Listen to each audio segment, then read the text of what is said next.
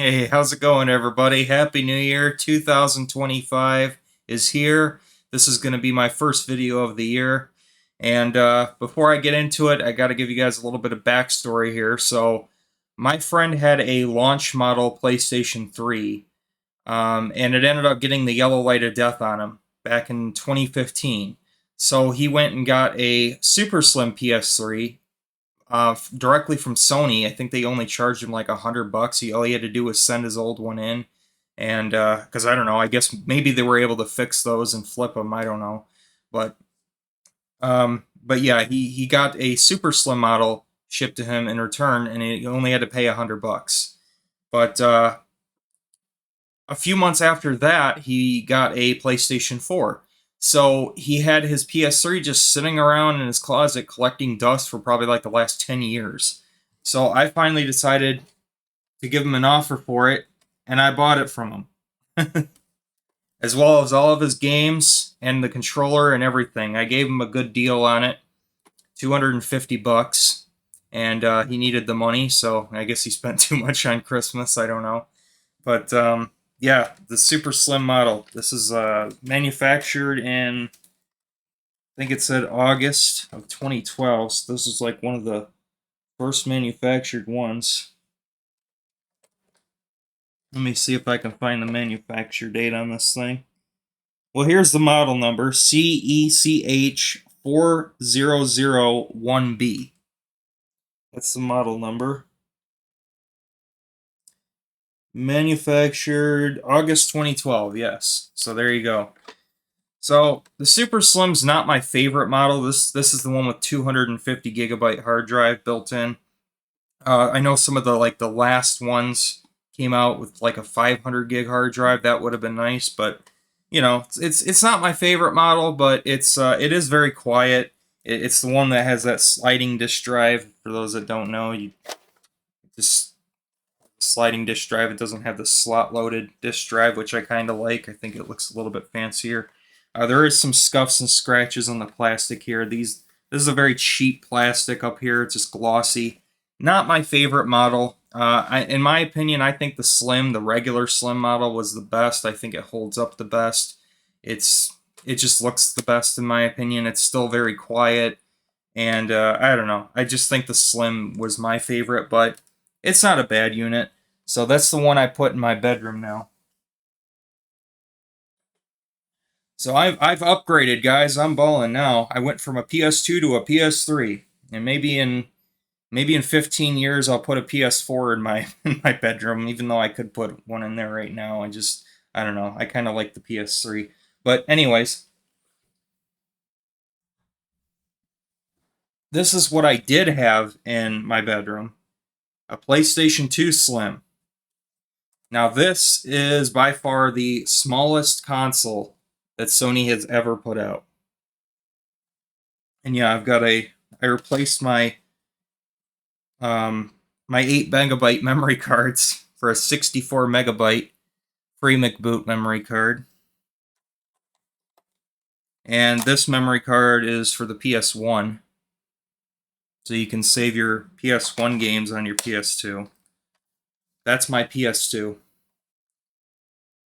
And of course, what better game to have in there than Gran Turismo 4? The best racing game ever made. I still love the PS2. But I think I'm going to put my PS3 in my bedroom so I can also have it as a Blu-ray player. I don't know. I may find another way to hook up my PS2 in there because I use the component cables because they both use the same AV out.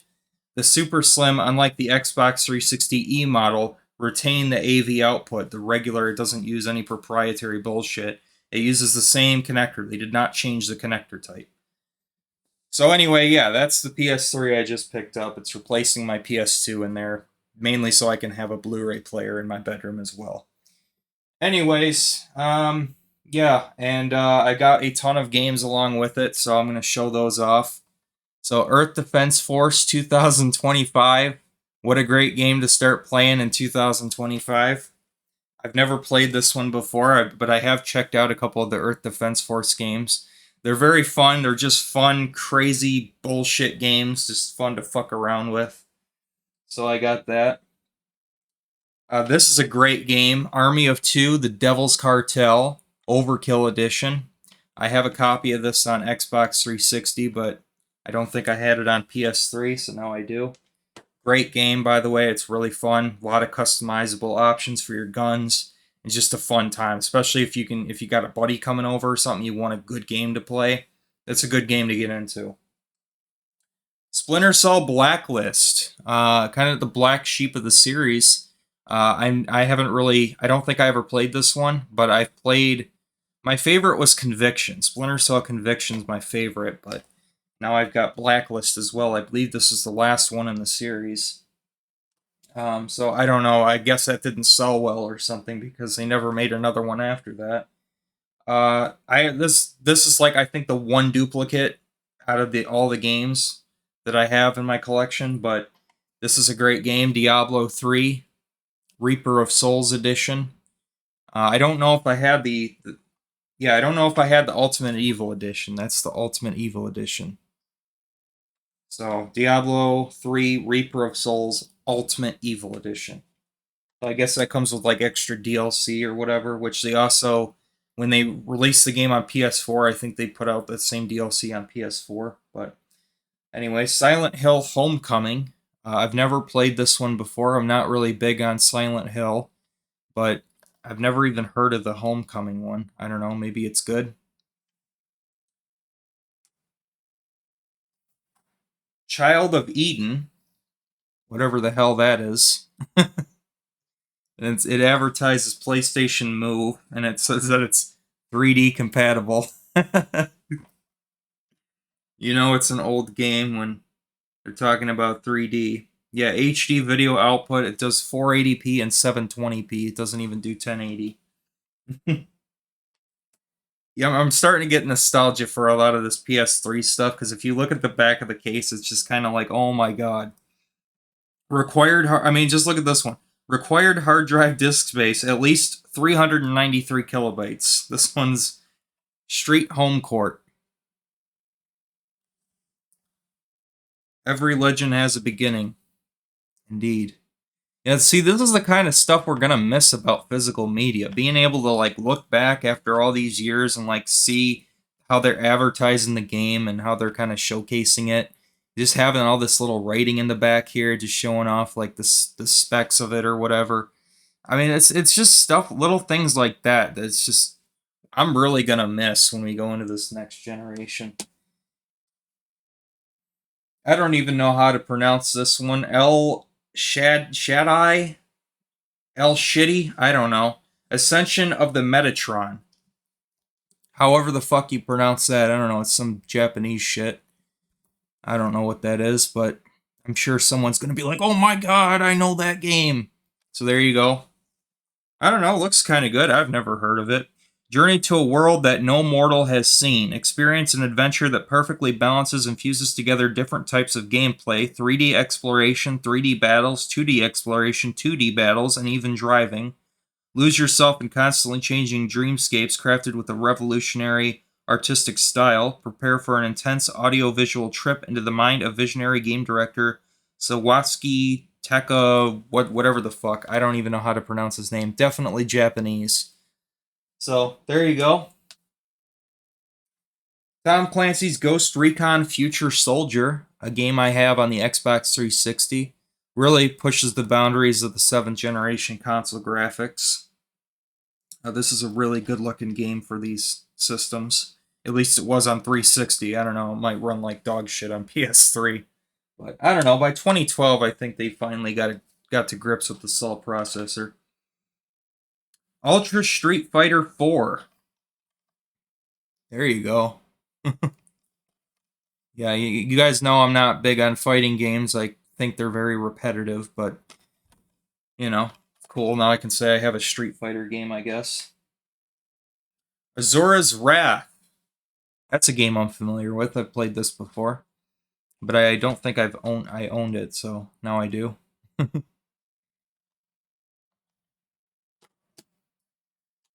Tron Evolution. It's got a fancy looking case there. Only on PlayStation. So I guess it's an exclusive. Those do full high definition support too. Full HD. Killer is Dead. Never heard of this game before. I don't know how well it's going to show up on the camera there, but... Mayhem. Here's a good game. That's a classic. Mayhem. Hell yeah. Prepare to crush or be crushed in this white-knuckle racing and car destruction game. This brand new 3D noir comic book style racing game works on any television. Wow, guys. The video game works on any television. Who could have imagined? It's a good game, though. Definitely got a unique artistic style to it. NBA Jam. Yeah, that was before all the other arcade games, just all the other, sports arcade games kind of just fell to the wayside. Now it's just recycled bullshit from EA over and over again every year. The only thing that changes is the roster. That's back when they had different kinds of sports games. Some of them were more on the arcade side. WWE All-Stars, published by THQ. RIP. THQ. Looks like, is that Volition? Oh, I thought I saw the Volition symbol on there. No, it was the Unreal symbol. It's an Unreal Engine game. There you go. I don't know, I'm not big on sports games or anything like that, but here's one I'm familiar with. This is a quirky game, Katamari Forever. This came out on the PlayStation 2, Katamari Damacy. It's a PlayStation exclusive. The biggest ball in the cosmos. I never owned the Forever edition on PS3, and I never picked that one up, so now I own the Forever version. And last but not least, we've got Mortal Kombat. It's another only on PlayStation right there. Exclusive PS3 content. Play as Kratos. It's got exclusive content for the PlayStation version. There you go. Yeah, so that is all the games that I picked up, not including what's on the system itself installed to the hard drive. I looked through it, and there's Burnout Paradise on there, which I already own, but there's Final Fantasy VII, there's a bunch of other PS1 classic titles, a bunch of stuff I never even heard of, so I think that'll be fun to go through and check all that stuff out. And he also gave me a original PlayStation 3 controller, which is in really good condition. It's a 6-axis controller. It's not the DualShock 3. So it's lighter weight than the other one, which I don't really give a shit about the vibration feature and stuff like that. So I kind of like the controller being more lightweight, actually. Might be a bit of a controversial take, a bit of a hot take. People are like, oh my god, I gotta have vibration. I gotta put it right up to my ball sack and have the controller vibrate. I don't care about that stuff. I just want to play the game. Yeah, so that's cool that I now have a DualShock 3 and an original 6-axis controller. So yeah, that's that's all the games, and that's the controller, the console. I showed it all off. So yeah, so that's some cool stuff there. So speaking of that, I wanted to talk about my experience so far with the PlayStation 5. What do I think about it? I know what you're thinking. Oh, you said you weren't gonna buy a PS5. I know, because there's really no point in getting a PS5 for me. I have a Series S, and pretty much everything that comes out on PS5 I can just play on my PC or play on my Series S. And but everybody was like, "Oh, but the controller's so good." That's like one of the main things about the console. It's like, "Oh, but the controller, it's got super specs in the controller or whatever." It's like I don't know, they put in this new vibration technology. It's like an evolution of it. And they got like this different type of triggers that like make it harder to press down the triggers or whatever. So I've been playing a couple games on the PS5 that take advantage of the controller features, and here's what I think about it. It's cool for about 5 minutes, and then you get tired of it, and you want to just be able to use the controller like a controller. All right, like I'll give you an example. I was playing Gran Turismo 7, the PS5 version, on the PlayStation 5, so it uses the adaptive triggers or whatever the hell they call it. And it's like, okay, like I now have to press down harder to get the car to actually brake. Like they want they want it to simulate how it feels to like have how you have to put pressure on the pedal in order to get the car to respond. To me, it just makes it to where it's like it's just harder to play the game now, and it just makes my fingers tired after a while. Like I don't want to play it for any more than an hour or two because my fingers get tired. I just want to play the fucking game. Like, okay, it's cool that they can dynamically adjust the sensitivity and everything like that. It's a cool gimmick, but it's nothing more than that. It's a gimmick. And I'd rather just, like, I'll give you an example. This is by far my favorite controller ever, okay? Out of all the controllers I have, this is my favorite one.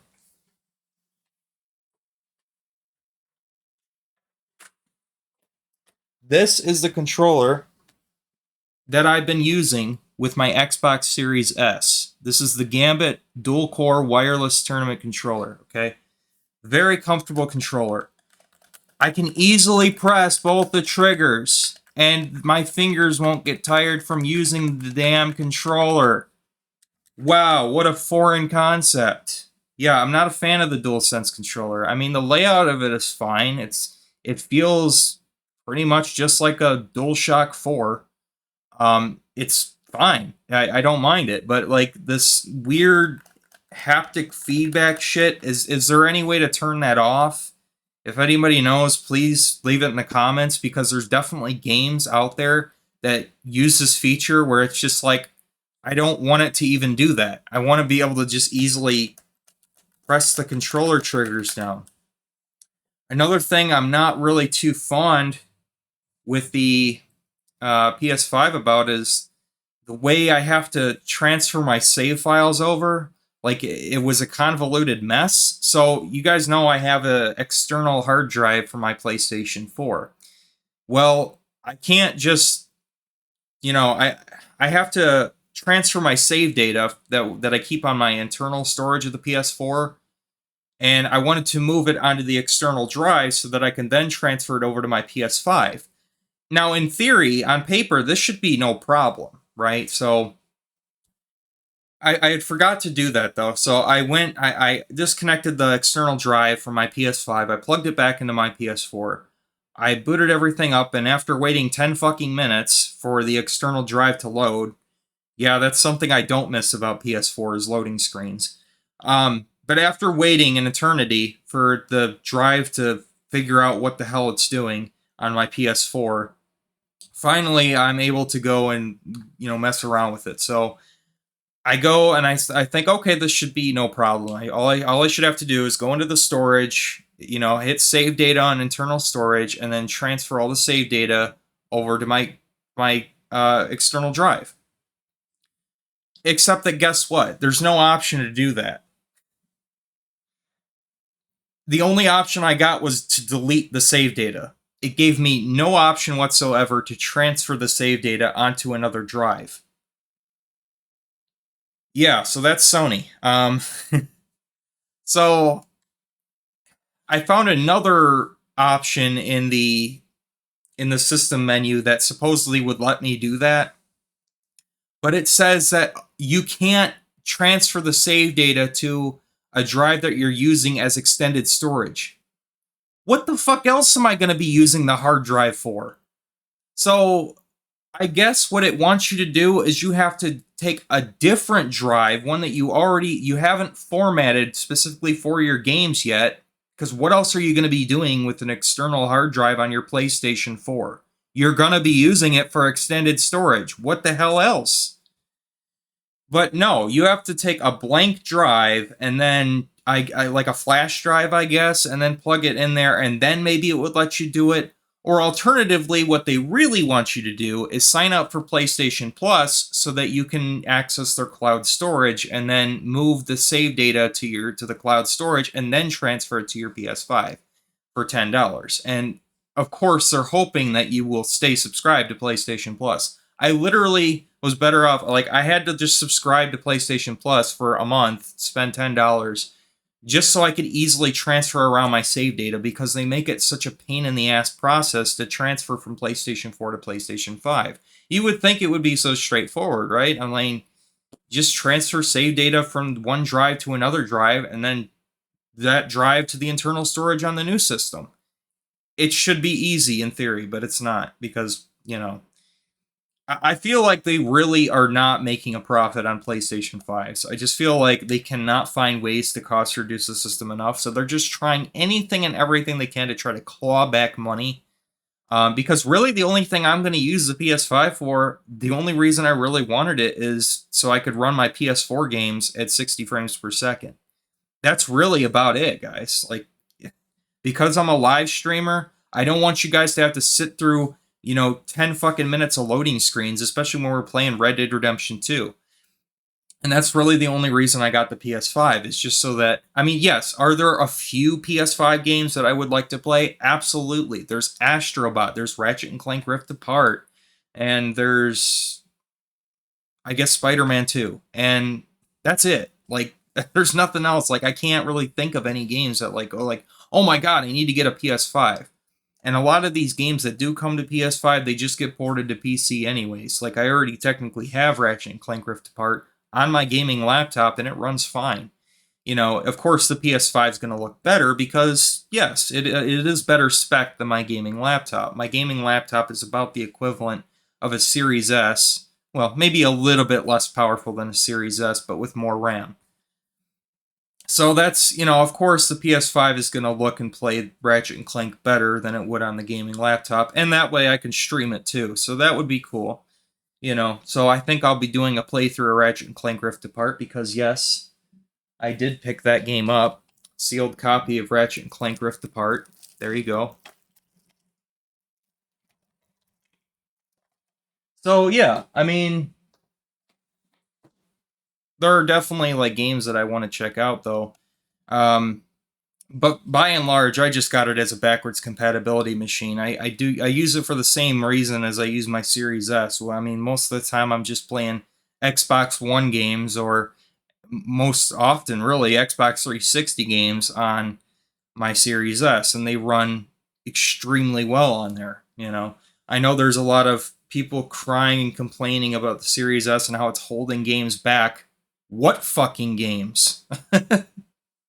Like, really, like 2024 was just like a barren wasteland. There was, the only game that really came out was that Astrobot game for PS5, and that was, and I guess Dragon's Dogma 2, and that's it. But apparently, there's some like people are crying about Black Myth Wukong apparently can't run on the Series S. It's like, well, I seen the footage of that game. It runs like garbage on every console, even on PlayStation 5 Pro. That game runs like trash.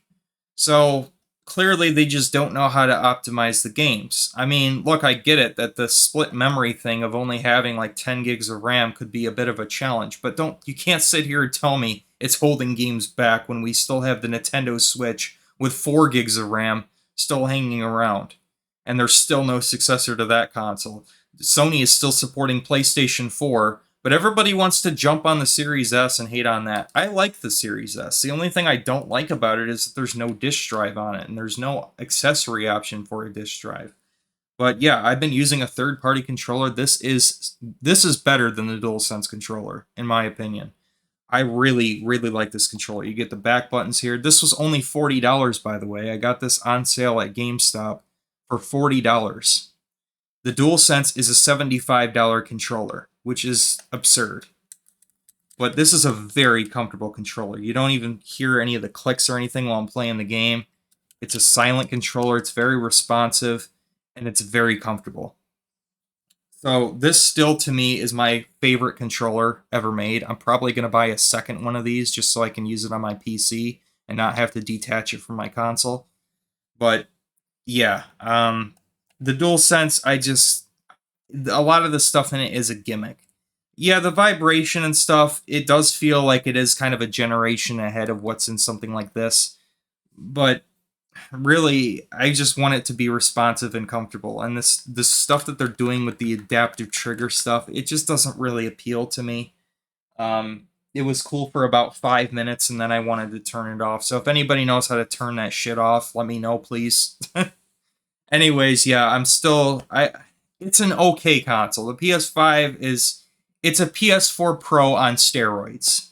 It's the same thing I said about the Series S. The Xbox Series S is an Xbox One S on steroids because that's essentially what it is. It doesn't feel like it's a next generation experience. The games aren't mind-blowingly above and beyond what the last generation was doing, hence why the PlayStation 4 is still around, hence why the Nintendo Switch is still around. And a lot of these games are getting ported all over the place, as many platforms as they can get it on, because this gaming industry is dying, guys. I mean, that's just the fact. I mean, the fact that this PS5 Pro is $800 is fucking stupid. You know, that would have been a death sentence for any console. Like, and from what I hear, the PS5 is outselling the Pro like 4-1. So the thing is, man, is that I just feel like these consoles are dying, and clearly gaming is going to be on PC going forward, and that's Xbox seems to know this because Xbox doesn't even want to make Xboxes anymore. They're like, yeah, our Xbox is just a brand. They're disowning consoles. They're saying everything is an Xbox now. That's literally their ad campaign now, is everything is an Xbox. This is an Xbox. This is an Xbox. They're trying to promote the fact that you can play Xbox games anywhere. So Xbox knows that like the gaming on consoles is dying. It is, and it's not going to go out with a bang. It's going to go out with a whimper. So that goes for everybody. That goes for people who are on Nintendo systems. That goes for people who are on PlayStation. That goes for people who are on Xbox. Just get ready to face the fact that consoles are dying. Okay. Xbox is basically acknowledging this without flat out saying it yet. And I think PlayStation's going to have to come to that same conclusion sooner or later. I mean, if the fact that they can't price reduce these consoles, that was like the whole point of a console, was that it was a good entry point into gaming. I mean, what reason is there to buy a console anymore if everything could be played on PC, and PC isn't that much more expensive than console? So anyways, that's all I gotta say for this video. I've rambled on long enough. Yeah, my thoughts on the PS5 overall, it's a PS4 Pro on steroids. I'm going to get better performance out of my PlayStation 4 games now, so it'll be better for my live streams. Whoop-de-doo. You're welcome, guys. Okay, that being said, you guys take care, and I'll be on again next week for some more gaming streams. All right, see ya.